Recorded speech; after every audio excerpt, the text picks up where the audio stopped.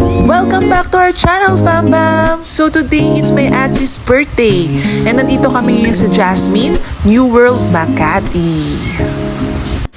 Share ko lang yung mga in-order. So ito cold cuts. Sucks lang siya sa akin. Not bad naman. Normal. Yun. Normal cold cuts.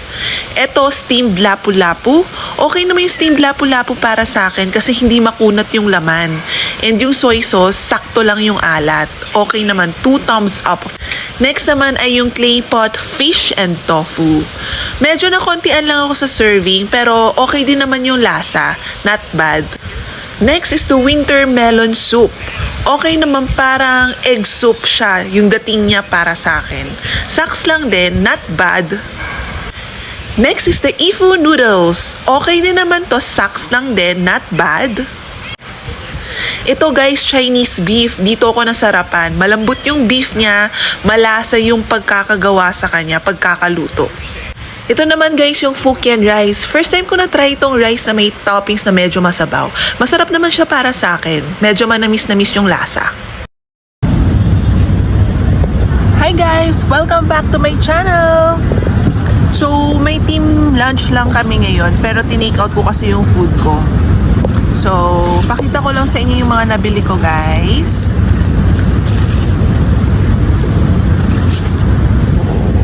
Sa promo nila, merong 380 pesos. Meron ka ng appetizer, may main dish ka na, and meron ka pang drinks. So, ang napili ko, tapos mag-a-add na lang kayo ng 100 pesos for a certain dish. Meron kasi mga choices doon na mag-a-add ng 100 pesos. Yun. So, yung napili ko, eto, chicken crispers. Open ko lang.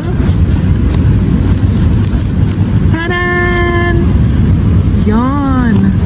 Bali, 3 pieces na chicken na siya, tapos may fries sa baba. Yan, fried chicken. Iuwi ko to mamaya para mag-share kami ni Abby. Tapos for appetizer, ang napili ko ay boneless chicken. Yan. So, chicken din siya, tapos coated with cheese, I guess.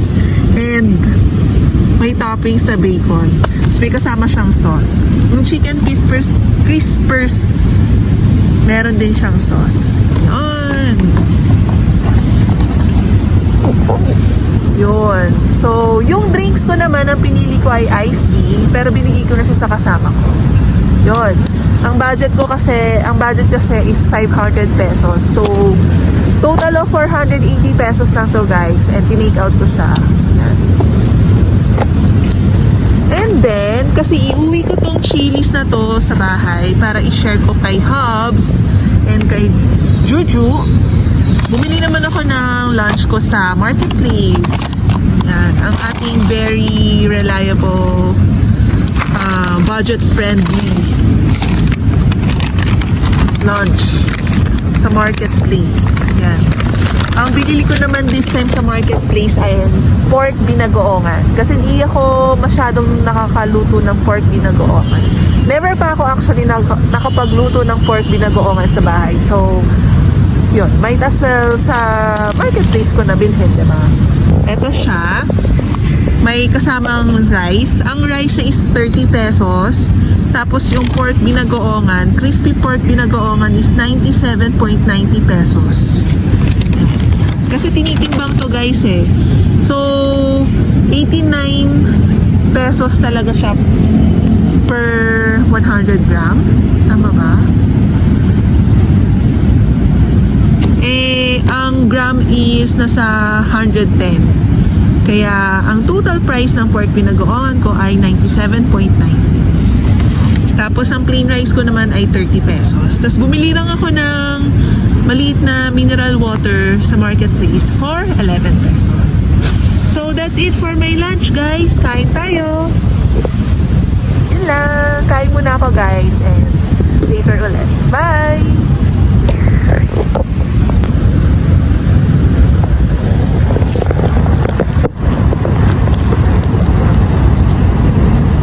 Yan guys, itatry na natin yung pork binagoongan.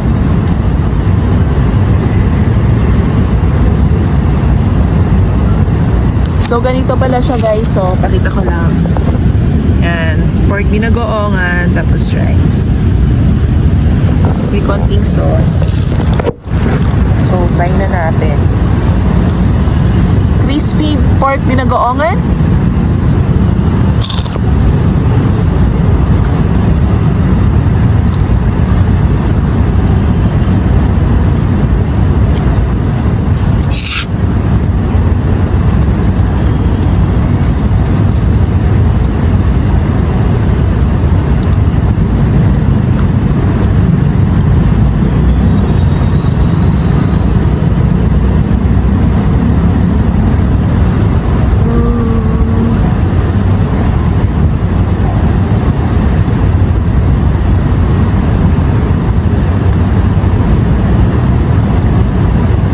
Isa pa ulit guys.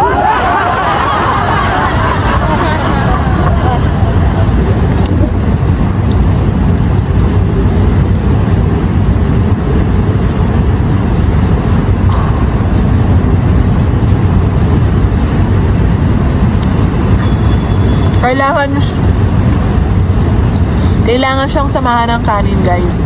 Kung wala, medyo may alat. Siyempre, pork binagoongan, may bagoong to siguro.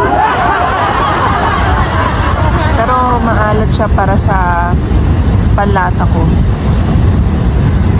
Tapos, yung bagoong na ginamit.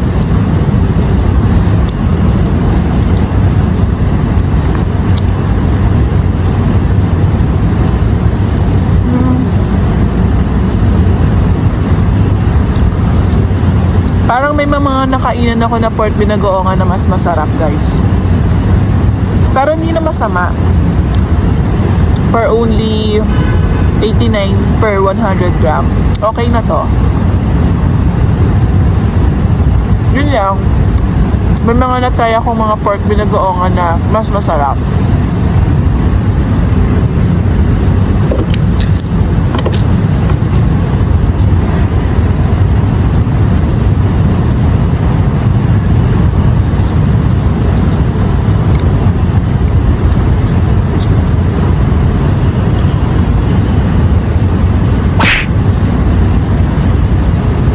Yung sa texture naman ng meat guys, sakto lang. Hindi siya dry. Yung halatang ininit, hindi naman siya ganon. Tapos ito yung balat guys. Hindi na siya crispy guys ha. Kasi syempre matagal na yun nandun. Tsaka nakababad sa sauce.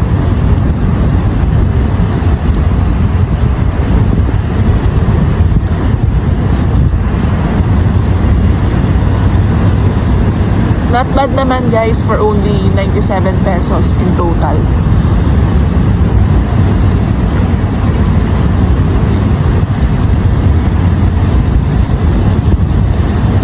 Tapos may konting anghang siya. Samahan nyo lang talaga ka ng kanin kasi may pagkamaalat. Pag kakainin nyo lang siya as is.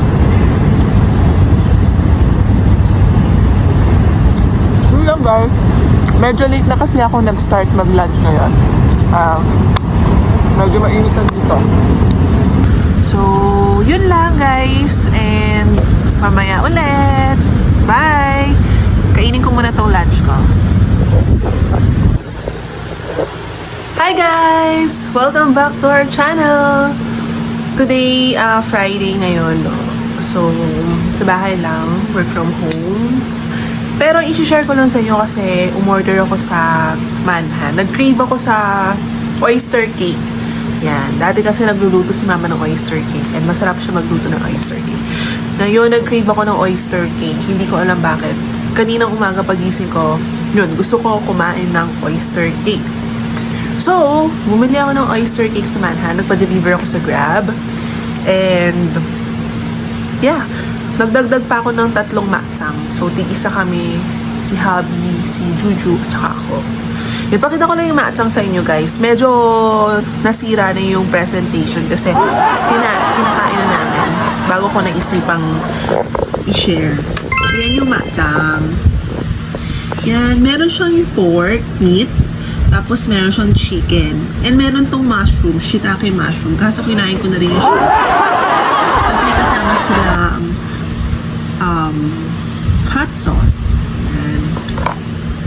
Sarap nung makjang. 好吃吗那个makjang?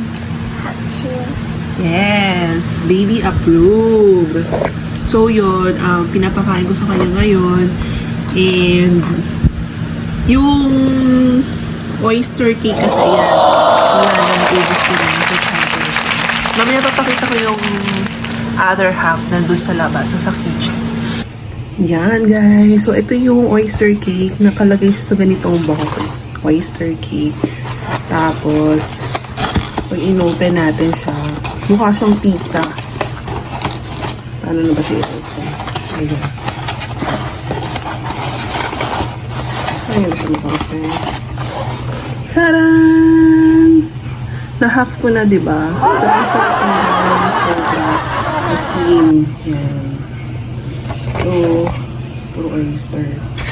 Yan, ang sarap. Tapos may kasamang hot sauce. Maraming hot sauce na binigay sa amin. Kasi yung makjang, pwede rin siya lagyan ng hot sauce or ketchup. Tapos yung oyster cake, siguro, pwede rin siya lagyan ng hot sauce.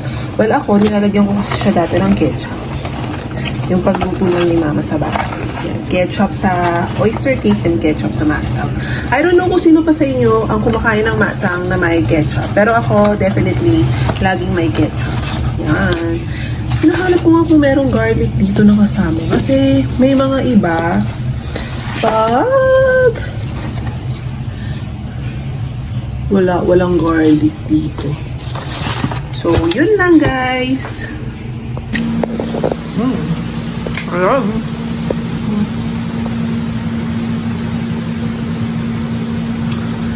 Yung chicken yung sa loob ng makjang, a bit dry. Pero, hindi ko alam kung normal yan. So, parang usually pag nakakain ako ng makjang, medyo dry na yung sa loob. So, yun nga guys, so, sarap. In fairness, babalik ako. Mag-order ulit ako dito ng samanhan ng makjang and oyster cake. Yan. Pakita ko sa inyo kung magkano yung total bill natin sa Grab.